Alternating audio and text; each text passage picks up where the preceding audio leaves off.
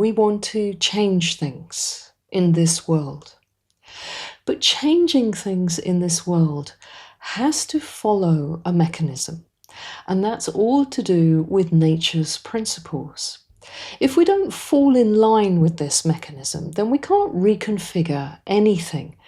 And a lot of the time we may think we have made a change, but it doesn't hold and it bounces back to where it was before.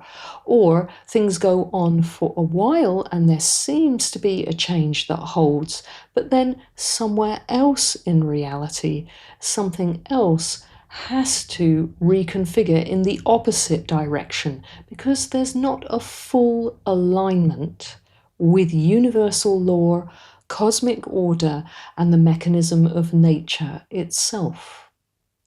So reconfiguring reality is about alignment, and that's about following and being in line with, synchronizing with where the motion is in reality.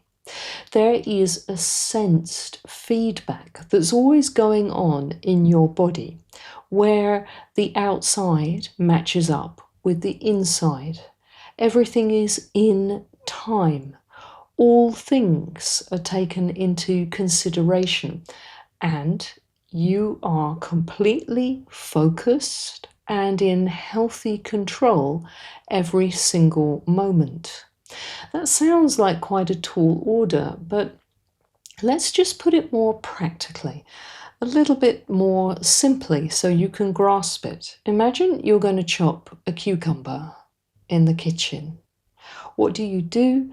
You line up the cucumber, you hold it carefully so your fingers are not near the knife, and there's a lot of concentration. You can feel the length of the whole fruit. Yes, cucumber is a fruit. And you are aware of its width, its dimensions, where to place the blade, how fast to chop, and you're always doing that with an aim of keeping each segment roughly the same thinness. When we are really in healthy control of what we are doing, we are zoning in on all these parameters quite naturally because we have one thing in our sights, and that is a perfectly chopped cucumber. Now, we don't have to just reconfigure something in our kitchen. We can reconfigure any aspect of reality. And there are some very important things, right, that we want to be in alignment. We want our families to be more in alignment with where the natural flow of purity is in this reality, in this moment. This is a very natural desire because our bonds of affection, our close relationships, and our happiness and our harmony often depend on the quality of those bonds. But it's not just family relationships that we could focus on. We definitely desire there to be a better and better alignment with purity in the area of intimate relationships. Now, an intimate relationship doesn't have to be a relationship that includes or involves sexual contact.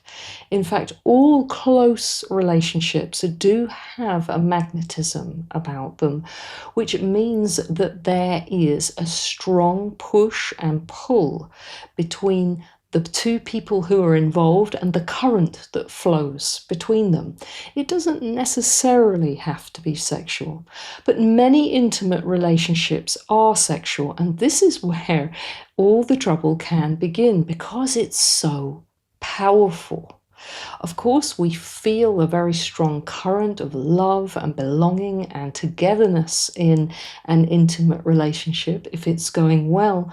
But if it's not going so well, we can feel really at odds with the relationship and at odds with the universe. And then everything is out and off kilter, not just with this person, but with all of life and everything that we do individually as well, potentially. So there are a lot of breakups in the world, a lot of difficult relationships which affect others around them, including families and especially children. So it's good if we can realign our intimate relationships so that there is more purity naturally flowing in the universe and embodying in our lives and our home environments. But also, most of all, we want that sexual current and that electromagnetic movement, that charge in our reality, to be doing thoroughly good things and potentiating more togetherness so that there is more peace, less antagonism and fighting, and ultimately more peace in the world in general. So, a specific focus is necessary for resetting reality. The reconfiguration simply does not happen if we cannot hold something in our sights. That doesn't mean that we're visualizing or that we have an agenda. It actually means that we have a stillness about us where we have naturally added in this whole topic or feeling or subject of intimate relationships. And actually, not very much effort is involved. Let's go back to chopping something in the kitchen.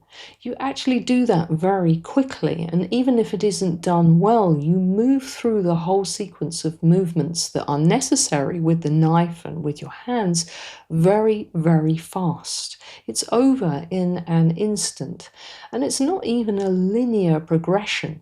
The picture through your senses moves in a linear way from beginning to middle to end. But the actual act of focusing on something when you prepare it in a kitchen is a moment of stillness and precision. And that's what a specific focus is all about. We hold our attention lightly in the stillness. Whatever the subject or the topic is, today it's intimate relationships, we are just adding that in.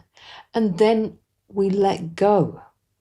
It's the same again in the kitchen with chopping the cucumber. After you've finished, you don't hold on to the cucumber, the pieces, or the knife. You put the knife down. And then you continue with whatever you want to do with what you've prepared. Exactly the same with a specific focus.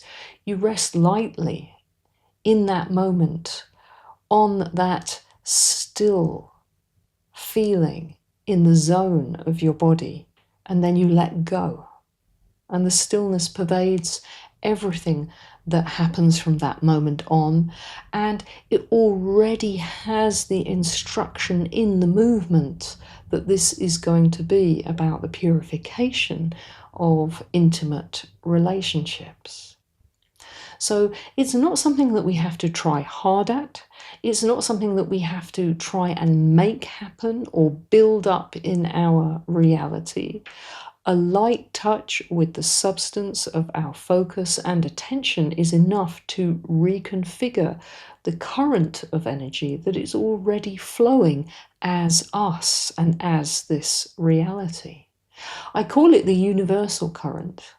And what we're doing, in fact, is that we are just sharpening and blending with that moment so that all that is focused on is the topic that we add in.